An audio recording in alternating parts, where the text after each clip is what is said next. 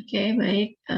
Selamat pagi semuanya, mahasiswa D3 Keperawatan semester 3 ya.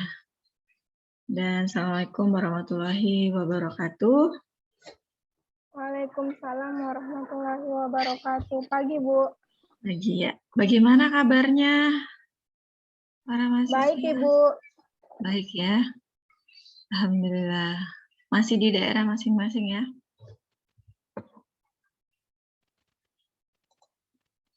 Iya, Bu. Baik, pagi ini Ibu akan menyampaikan terkait kita sekarang kan mata kuliahnya keperawatan medikal bedah 2 ya. Jadi Ibu diminta oleh koordinator untuk menyampaikan materi tentang sistem integumen ya. Jadi ada 3 pertemuan. Nah ini Ibu awali dengan pengkajian ya, pengkajian sistem integumen. Ya kalau kita bicara sistem integumen itu kaitannya dengan organ rambut ya, kulit dan kuku ya, itu bagian dari sistem integumen. Nah, jadi di sini kalian nanti 50 menit ke depan ya. Sisanya 50 menit kedua kita diskusi. Kita bicara tentang bagaimana mengkaji pasien dengan gangguan sistem integumen ya. Yaitu meliputi kulit, rambut dan kuku ya. Nah, diawali dari kalau setiap mengkaji pasti kita tanya anamnesa dulu ya, tanya dulu gimana keluhannya Bu ya saat ini ya, apa yang paling dirasakan, yang paling dikeluhkan oleh pasien itu di anamnesa ditanyakan ya. Berarti kita memperoleh data subjektif ya. Apa yang biasanya kalau pasien-pasien dengan gangguan sistem integumen yang paling dikeluhkan itu biasanya gatal ya. Jadi itching atau pruritus ini gatal. Yang kedua mungkin dryness ya, kulitnya kering ya. Atau biasanya keluhannya ada luka khusus ya, di mana lukanya letaknya. Luka itu biasanya menimbulkan nyeri, bisa juga tidak nyeri ya. Lesion ya. Jadi lesion ini nyeri, dryness ini kekeringan, itching ini gatal-gatal ya, keluhan gatal-gatal. Ekimosis ini perdarahan. Biasanya ada mengeluh, oh ini kulit saya kok biru ya, biru atau keungu-unguan kok atau memar ya. Jadi ekimosis ini memar. Perdarahan di bawah kulit ya. Perdarahan di bawah kulit yang lebar yang besarnya lebih dari 1 cm. Kalau besarnya kurang dari 1 cm atau kecil-kecil gitu, perdarahan di bawah kulit juga tapi kecil-kecil namanya peteki ya. Kalau besar namanya ekimosis. Atau mungkin juga bisa jadi pasiennya mengeluh ada bengkak ya, lumps ya, bengkak di mana daerah mana yang bengkak. Nah, bengkaknya bisa jadi ada massa ataupun tidak ada massa ya. Biasa pasiennya mengeluh apa? Sakit tumor gitu ya.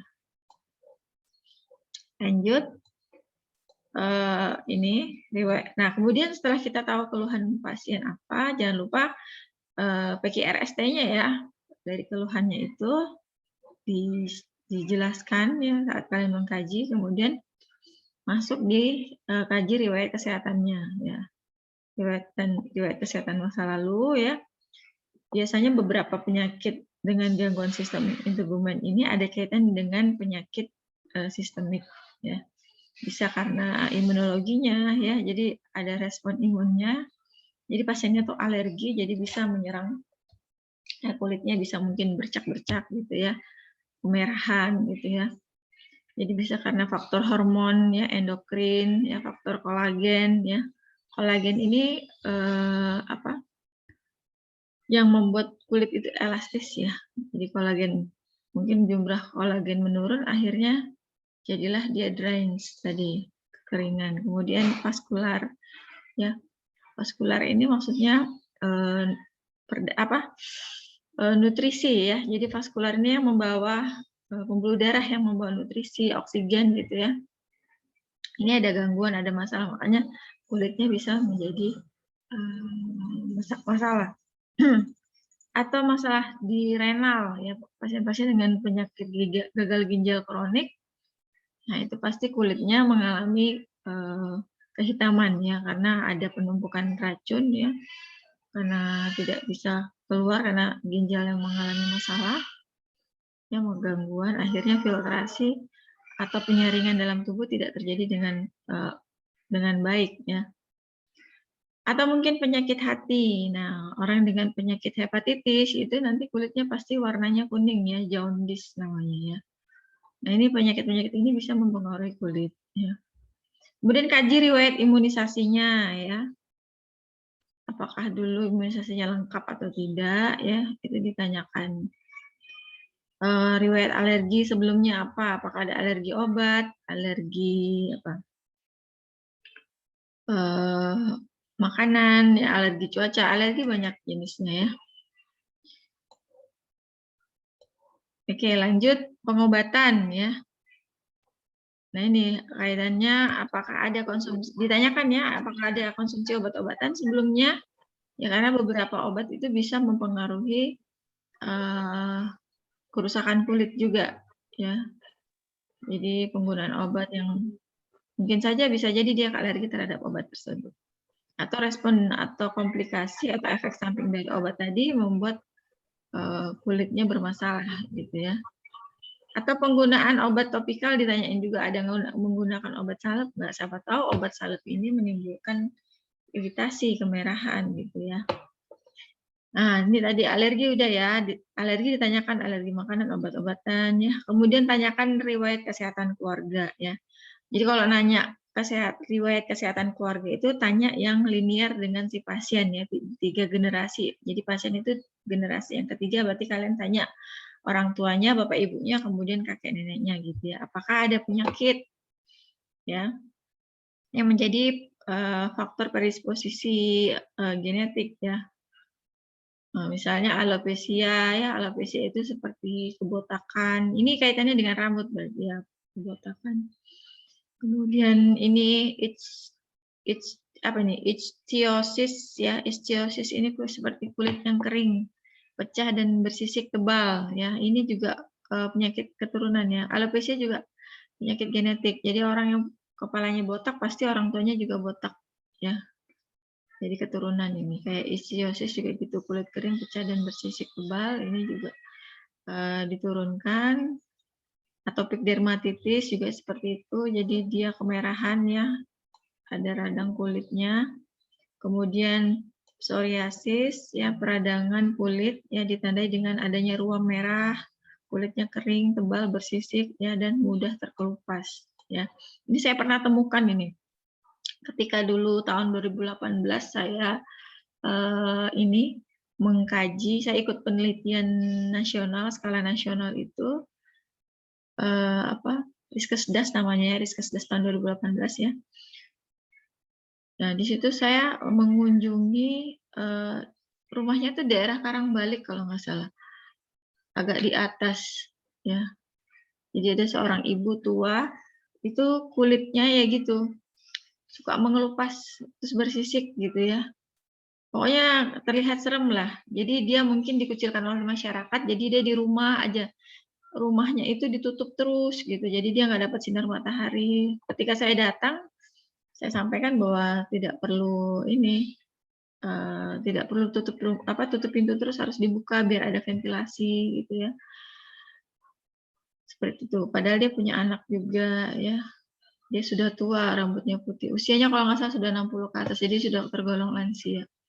Jadi beliau menyampaikan kalau dia itu entah berapa bulan sekali, 3 bulan sekali itu pasti kulitnya mengelupas dengan sendirinya. Kayak ular gitu, ganti kulit gitu ya. Nah itu. Jadi saya juga belum menemukan itu penyebabnya apa. Kayaknya sepertinya juga keturunan ya. Ya jadi itu penyakit kulit seperti ya, jenisnya seperti ini, psoriasis ya. Kemudian penyakit sistemik yang berkaitan dengan yang bisa mengalami penyakit sistemik yang bisa mengganggu sistem integumen, ada DM ya, diabetes mellitus. Nah ini kalau komplikasinya DM itu kan kalian sudah pada tahu semua ya, pasti kaki diabetik gitu ya. Jadi bagian ekstremitas bawah mengalami luka.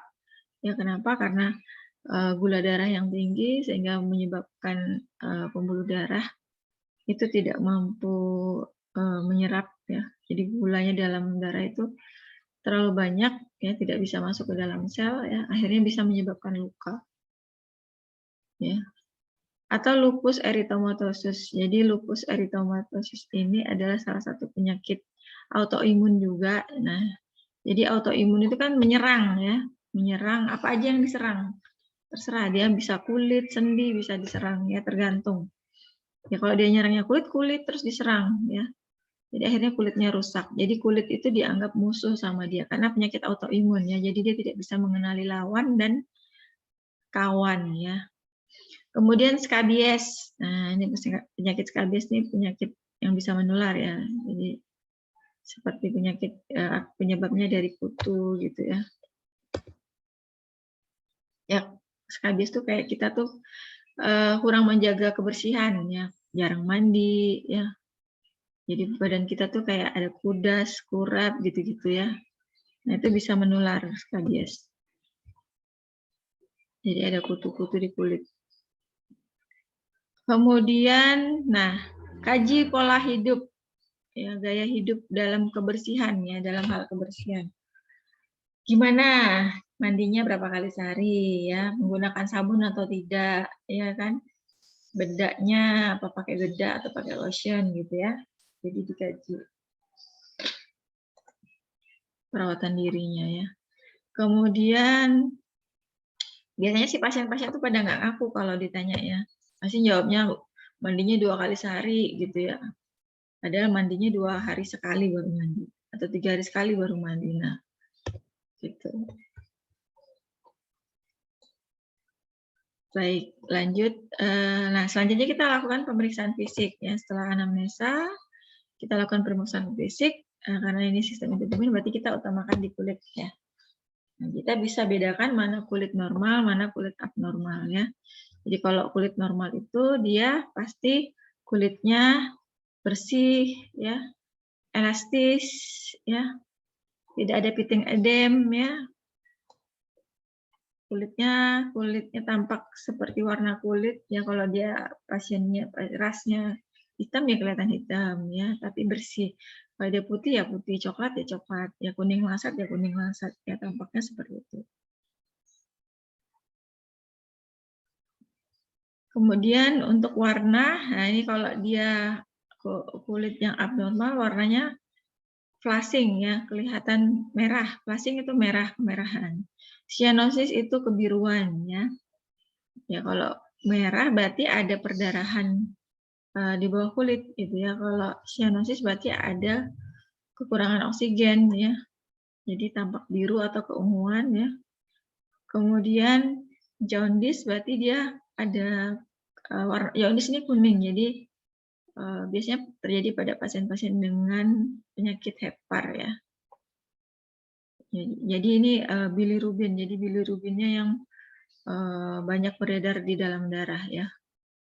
Jadi bilirubinnya sudah tidak bisa diolah dengan baik di hepar, akhirnya keluar ya, keluar ke pembuluh darah sehingga menyebabkan warna kulit menjadi kuning. Pigmentasi ya, pigmentasi ini penumpukan melanin ya, jadi kecoklat-coklat. Ya seperti kalau orang yang usia tua pigmentasinya atau yang ibu hamil pigmentasinya itu pasti lebih banyak gitu ya. Moisture. Nah, ini kaji kelembapan kulit ya, kelembapan kulit dikaji. Ya. Jadi moisture itu menandakan tingkat hidrasi kulit itu baik atau tidak ya. Kalau kering berarti hidrasinya kurang gitu ya. Jadi tidak berlebihan ya, not excessive ya. Tidak juga terlalu basah ya. Kalau basah itu biasanya di aksila, di lipatan paha ya, karena di sana tempatnya tertutup jadi lembab ya. Nah, perlu kalian tahu kalau pasiennya itu kulitnya teraba lembab dan teraba dingin, berarti itu abnormal ya. Berarti ada sesuatu. Ya, kalau teraba lembab dan teraba dingin. Ya, berarti mungkin cek nadinya, kemudian cek tekanan darahnya ya. Lanjut temperatur ya. Nah, ini suhu, berarti kita bicara suhu, temperatur, dicek ya dengan menggunakan alat, boleh termometer ya. Nah, atau kalian dengan punggung tangan boleh, dorsal tangan ya, dorsal itu berarti punggung tangan ya. Jadi bandingkan antara suhu pasien kemudian dengan suhu yang sehat, berarti kalian ya, opposite itu di depannya berarti kalian, si pemeriksa, si perawat ya, atau kalian sebagai mahasiswa itu periksa ya, kira-kira kalian bandingkan sama atau berbeda ya. Kalau berbeda berarti mungkin pasiennya bisa jadi hipertermi atau hipotermi ya. Teksturnya atau susunan dari kulit ya, dipalpasi ya. Ya, tadi palpasinya dengan tangan untuk mengecek suhu ya, dengan dorsal tangan. Selanjutnya sekalian teksturnya dirasain. Kalau normal dia halus, lembut, kenyal ya. Kalau abnormal mungkin ada atrofi. Atrofi itu pengecilan otot ya. Atau mungkin ada bengkak ya. Itu dipalpasi.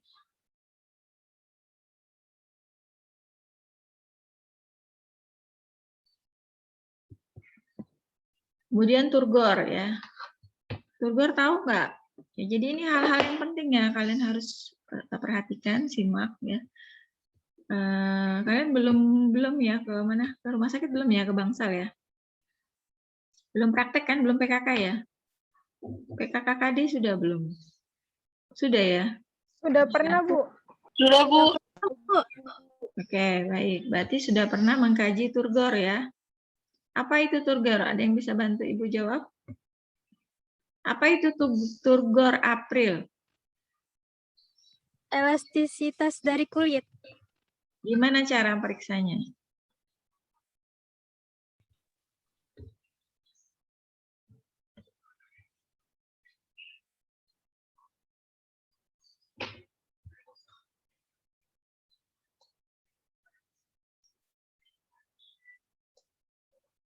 Gimana?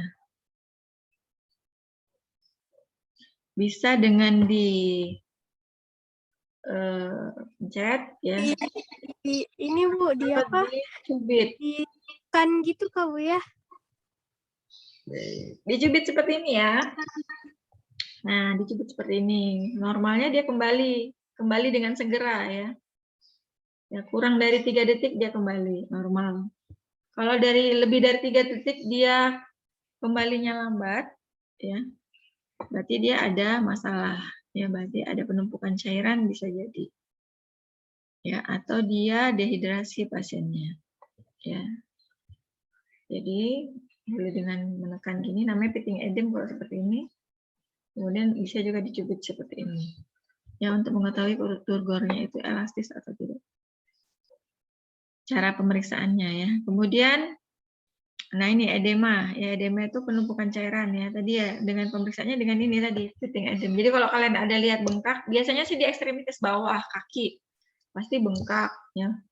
Pasien-pasien diabetes gitu pasti kakinya bengkak. Nah, cara periksanya dengan ditekan seperti ini. Kalau dia kembalinya lama, nah, kulitnya kembali ke seperti semula itu lama, berarti dia ada masalah, ada penumpukan cairannya, berarti dia edema.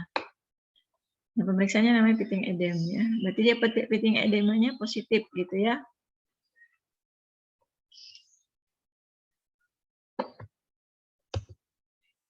Kemudian bau, odor.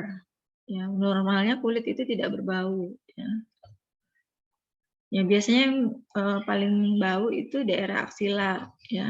Kenapa? Karena di sana sering tertutup ya, jadi kurang dapat oksigen dan menjadi lembab sehingga bakteri senang di sana ya, tempatnya bakteri di sana senang. Akhirnya ya pokoknya kalau ada bakteri pasti ada bau ya, menimbulkan bau.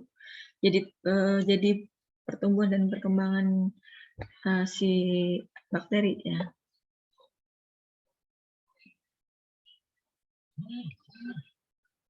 Bakteri juga ada di luka terbuka ya, ada juga di luka luka terbuka terus lukanya infeksi, itu pasti luka infeksi pasti ada bakterinya. Atau pasien dengan hygiene-nya kurang adekuat itu juga ada bakterinya ya. Kemudian kalau pasiennya ada luka ya, lesi. Ya, lesi itu kerusakan kulit atau paling simpel adalah luka. Nah, berarti kita kaji lokasinya di mana lukanya, distribusinya gimana, ukurannya berapa, kedalamannya berapa mili, lebarnya berapa senti atau berapa mili, warnanya gimana, apakah ada warna kuning, apakah ada warna hitam, ya, apakah warna merah, warna lukanya, apakah ada drainase, ya, drainase ini maksudnya pengeluaran cairan, ya. Misalnya kalau pasien-pasien infeksi, pasien diabetes yang infeksi itu biasanya pengeluaran serum, ya. Pengeluaran drainase-nya banyak karena infeksi. Dan biasanya juga lukanya bau ya. Baik, setelah kulit ada rambut ya, sistem integumen, ada rambut. Ya, apa yang perlu dikaji di rambut? Distribusinya ya. Kira-kira rambutnya kategori lebat ya, tipis. Ya, distribusinya merata seluruh rambutnya ataukah ada yang botak gitu ya, ada yang hilang. Kemudian dikaji juga apakah warnanya gimana, putih, hitam atau coklat gitu ya. Kulit kepalanya juga diperiksa apakah ada ketombe gitu ya. Apakah ada luka, ada benjol, ada massa, ya dikaji juga.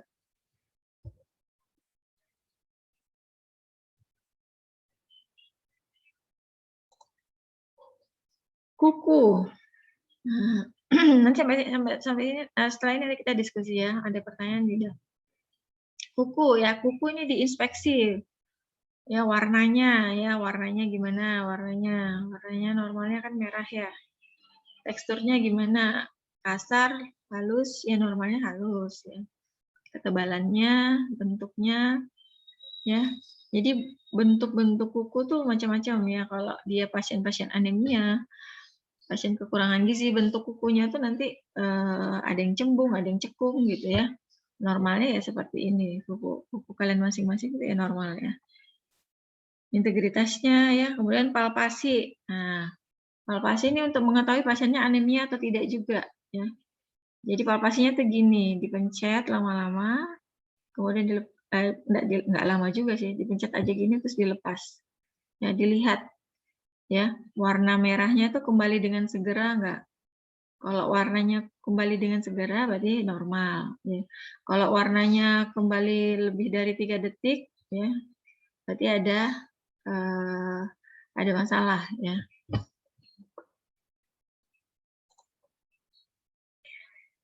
Oke, itu.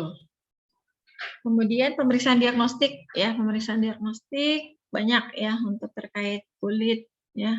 Jadi yang pertama ada biopsi. Biopsi itu berarti pengambilan ya. Pengambilan jaringan atau lapisan kulit untuk diperiksa ya. Ada safe biopsi, ada punch biopsi ya. Jadi kalau safe biopsi ini untuk menganalisis gangguan yang terdapat pada lapisan kulit epidermis ya. Kalau punch biopsi dia sampai ke dermis subcutis ya. Kemudian surgical excision biopsi ya, sama nih di bedah ya diambil. Ini biasanya pasien-pasien yang CA ya, kanker itu mau dilihat pertumbuhan selnya itu kategori jaringannya itu kategori maligna atau benigna ya, jinak atau ganas gitu ya.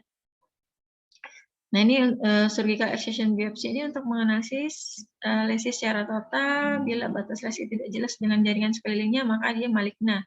Kalau batasannya jelas berarti dia benigna, masih jinak ya. Pada kanker yang agresif dan kanker yang kambuh. Nah ini. Nah kanker itu kadang-kadang karena bentuknya tidak beraturan ya, mengganggu sel sekitarnya. Kadang-kadang memang sering kambuh. Ya sudah diambil, dibersihkan. Ada lagi, tumbuh lagi gitu, jadi nggak pernah bersih ya. Beda kalau yang tumor jinak, jadi jelas batas. Jadi antara kulit sel sehat dengan sel kanker itu bisa dibatasi, jadi bisa diambil. Ya, ada ada apa sih namanya, lapisannya tuh ada gitu. Tapi kalau kanker itu kan tumbuhnya seenaknya gitu ya, menyebar gitu ya. Jadi susah untuk diambil ya, untuk dibersihkan itu susah. Makanya dia disebut kanker ganas ya. Makanya dia disebut kanker dan sifatnya ganas. Kemudian teknik diagnostik terapi. Ya, jadi ini ada usapan sitologis, ada kerokan dan biakan jamur ya, ada wood-like examination ya. Kemudian ada Penz test ya. Ya, usapan sitologis ini ya diambil gitu ya, diusap, diambil bagian sel itu diusap, kemudian dilihat sel sitologisnya ya di laboratorium gitu. Kemudian kalau kerokan dan biakan jamur juga sama seperti itu.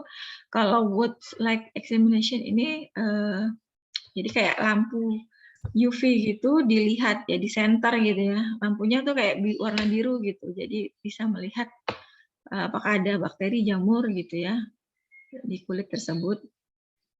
Kemudian Penz test ini untuk mengidentifikasi bahwa sel kulit itu mengalami alergi. Ini Penz test ini. Ini ada pembahasannya satu-satu. Nah, ini tadi kalau usapan sitologis, dia bermanfaat untuk menganalisa cairan dan sel yang berasal dari vesikel atau bula, untuk mengganti pemeriksaan biopsi ya, memungkinkan lesi-lesi majemuk ya diperiksa secara berulang-ulang, kemudian untuk memungkinkan konfirmasi diagnosa beberapa proses penyakit segera untuk bisa ditegakkan. Nah, kalau untuk kerokan dan biakan jamur, dia untuk mengkonfirmasi segera apa ada infeksi jamur pada kulit atau rambut atau kuku. Ya. Jadi daerah yang perlu dipertimbangkan dalam pemeriksaan ini adalah kulit kepala, sudut mulut ya, karena dia kan cuma kerokan, jadi sudut mulut mungkin ada pasiennya penyakit, ada jamur gitu, jadi dikerok gitu, keroknya ya dengan alat, jadi sedikit aja ngambilnya gitu ya. Jadi sudah tahu tuh biakan jamurnya. Kulit kepala bisa jadi ini kulit yang biasanya lapisan kulit kepala teratas itu ya, atau selah jari kaki. Nah itu kan biasanya kalau kaki-kaki yang orang tua gitu kan ada jamur ya, suka jamuran ya, kalau sering-sering di air itu kan suka ada jamur. Nah itu dikerok di situ, bisa di daerah ketiak, lipatan paha, bokong. Nah ini yang potensi tumbuhnya bakteri ya, sehingga dikerok diambil untuk diperiksa.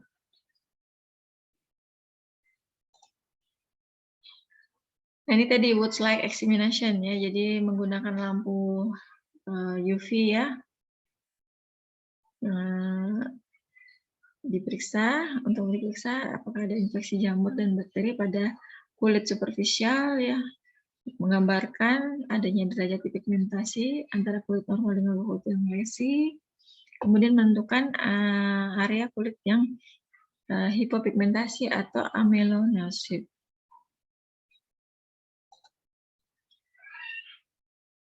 Nah, ini yang Penz test ya, jadi untuk menentukan substansi zat penyebab alergi pada kulit. Ya. Jadi dia dilengketkan selama 48 jam, kemudian dilepaskan. Apakah ini juga ada gatalnya, pleuritis ya, iritasi. Nah, setelah Penz-nya itu dilepas, ini baru bisa dibaca. Nah, hasilnya kalau positif ini hanya positif 1 berarti dia hanya kemerahan. Kalau positif 2 berarti dia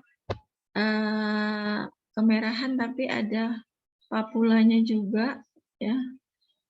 Kemudian kalau plusnya 3 ada eritema, papula dan vesikel kecil.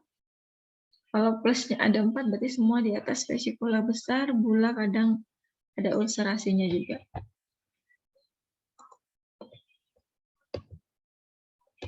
Oke, baik. Singkat. Nanti ada banyak materi yang Ibu mau sampaikan nanti di pertemuan selanjutnya, karena Ibu PPT-nya juga belum selesai ya, karena banyak sekali kelas ya. Banyak kelas, dosennya sedikit ya, jadi padat ya. Jadi ada kelas D3 tuh ada semester 1, semester 3, semester 5. Ya, ada 3 kelas. Kemudian S1 reguler ada semester, berarti sudah 3 ya. Semester 1, semester 3, nah, sudah 5 kelas. Tambah kelas kerjasama semester 1 dan mereka semester 5 sih, ada 6 kelas. Tapi kalau di total semuanya 7 kelas. Dan itu berbeda-beda mata kuliahnya gitu ya. Sementara dosennya juga terbatas ya. Oke, sampai sini ada yang mau didiskusikan?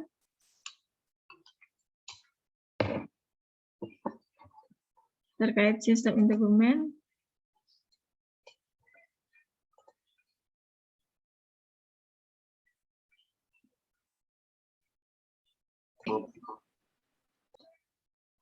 Oke, baik. Kalau tidak ada, Ibu akhiri. Selamat pagi semuanya dan Assalamualaikum warahmatullahi wabarakatuh. Waalaikumsalam. Waalaikumsalam Terima kasih, Bu. warahmatullahi wabarakatuh. Terima kasih, Bu. Terima kasih, Ibu.